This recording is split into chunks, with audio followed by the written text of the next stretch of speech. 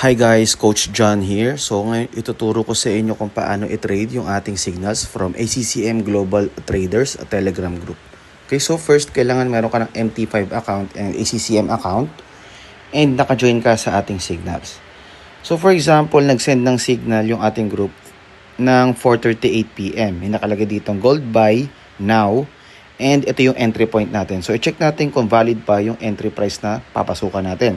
Punta po tayo sa chart, make sure na gold po siya.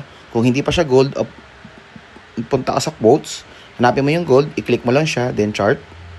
Yan na po yun. So sa upper right corner, meron tayong rectangle na red and blue. Okay, upper right corner. So ang nakalagay dito is 4372, 4367. In between price, pwede ka pumasok. So ang nakalagay dito, 4377. Lagpas na po tayo sa ating price. Pero for the sake of example, itry natin mag-buy. So if makita mo yung ating notification, mag-buy ka na kaagad. At saka mo na lang siya i-edit. So nag-enter tayo ng dalawang buy, for example lang, para makuha natin yung TP1 and TP2. Pero kung ang gusto mo lang is TP1 or TP2, you can choose either of the two. Pwedeng isang trade lang ang gawin mo. Pero if gusto mo, ang dalawa ang ma-hit mo, TP1 and TP2, pwede ka mag-double trade, double entry or double open position.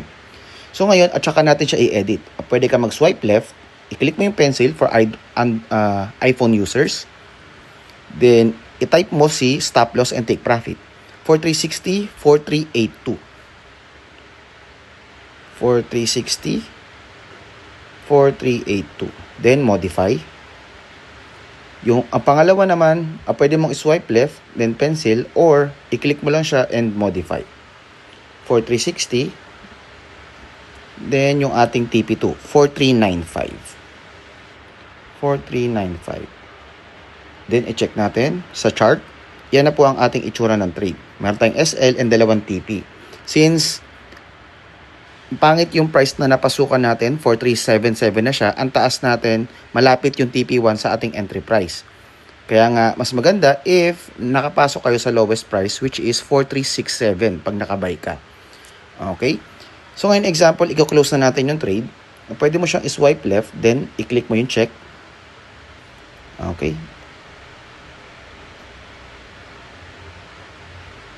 Ayan. Then, pwede mo rin siyang i-click. May kita mo may SLNTP na tayo dyan. Then, pwede mong i-close a position. Okay? So, ganun lang po ang ating ACCM Global Traders Telegram group. So, check nyo lang po ito. I-on nyo lang sa inyong notification. And I hope marami po kayong kitain sa ating Signals group. Thank you and see you on our next tutorial videos.